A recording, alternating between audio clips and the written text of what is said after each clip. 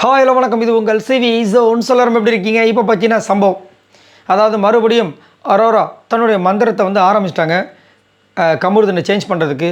So எனக்கு தெரிஞ்சு அரோரா வந்து இந்த பிக் பாஸ் வீட்டில் இருக்க போகிறாங்க, கமருதீன் வெளியே போக போகிறார் இன்னும் சிறிது காலத்தில் அப்படின்ற மாதிரி தான் தோணுது.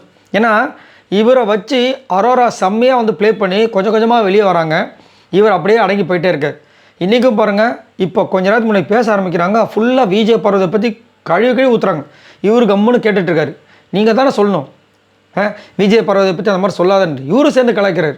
அதுலேயும் ஒரு பேன் மேட்டரை சொல்கிறாங்க, கேட்கவே ரொம்ப கஷ்டமாக போச்சு. என்னென்னா இந்த அம்மாவுக்கு வந்துட்டு பேன் வந்துட்டு இருக்கும் போல இருக்கு. முன்னாடி அதை இது பண்ணுறதுக்கு நிறைய செலவுலாம் பண்ணி அதை சரி பண்ணாங்களாம்.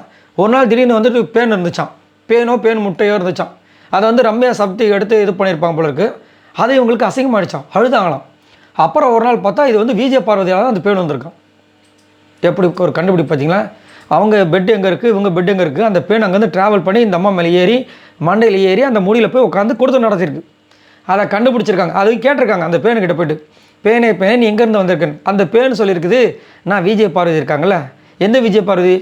அதான் கண்டஸ்டண்டா சீசன் 9 வந்திருக்காங்களே, உங்களுக்கு கூட பிடிக்காது. ஆமாம், அந்த விஜய் பார்வதி தலையில் தான் இருந்தேன். உங்களை பார்த்தோன்னே எனக்கு ரொம்ப பிடிச்சி போச்சு, கமருதீன் மாதிரி. நானும் கமருதீனோட ஃபேன் தான், அதனால தான் வந்திருக்கேன்ற மாதிரி வந்திருக்கான். அதை வந்து இங்கே சொன்னவனு கமருதீனா சொல்கிறாரு, இல்லை எனக்கும் தெரியும், நானும் ஒரு நாள் வந்துட்டு அவன் மேலே வந்து அந்த பேன் இருந்ததை கவனித்தேன். இது என்னன்னு கேட்டேன், ஏன் உனக்கு இருக்காதான்னு கேட்டாங்க. ஒரு வேளை அதை தலைவர முட்டினாங்களாம், அதே எனக்கு ஒரு மாதிரி இருந்துச்சுன்ற மாதிரி பேசுகிறாரு. என்ன இது, இப்படி பேசலாமா முதல்ல?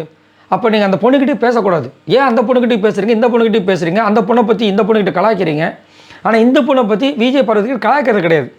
நோட் பண்ணி பாருங்களேன், அசிங்கமாக கலாய்க்கிறது கிடையாது. ஆனால் இது இப்படி பண்ண அது அவ்வளோ லைட்டாக சொல்லுவார். ஆனால் விஜய் பார்வதி பற்றி இங்கே எக்கச்சக்கமாக சொல்லுவார். அதனால அரோரா அன்றைக்கே சொன்னாங்க, என் மைண்டுக்குள்ளே வந்துட்டு உன்னை பற்றி அதிகப்படியாக வந்து நெகட்டிவாக புகுத்துனது இந்த கமருதீன்ட்டாங்க. இப்போ கடைசியில் கமருதீன் மேலே வந்து பழி வந்துடுச்சா? ஸோ இப்படி பண்ண என்ன ஆகுனா, கமருதீனுக்கு ஹேட்டர்ஸ் அதிகமாக வாங்கும்.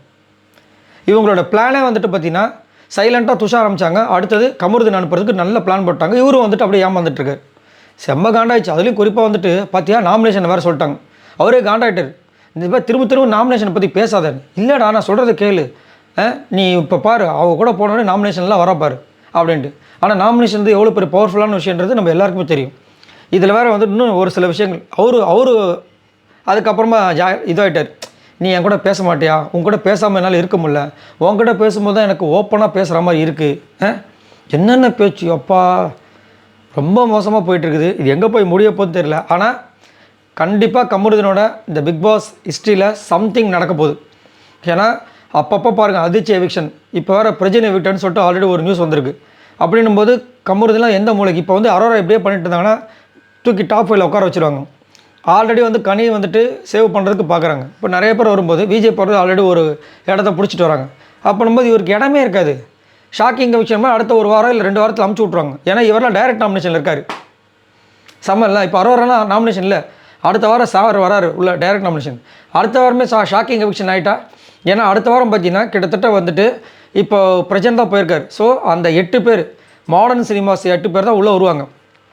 அப்படின்னும்போது அதில் தானே ப்ராப்ளம் வரும். அதில் கமருதீன் இருக்காரு. ஸோ இது நிறைய ஒரு பிரச்சனை ஏற்படுத்த போகுது. கமருதீன் இருக்குன்றதை கமருதீன் யோசிக்கணும். திரும்ப வந்துட்டு நான் அங்கே தான் போவேன்னு சொல்லிட்டு அங்கே போய் விழுந்துட்டு கடைசியில் வந்து இங்கே வந்து விஜய் போகிறத கலாச்சி விட்டு போயிட்டார். என்னத்த சொல்கிறது? இதை பற்றி உங்களோட கருத்துக்களை சொல்லுங்கள். பாய் நண்பர்களே.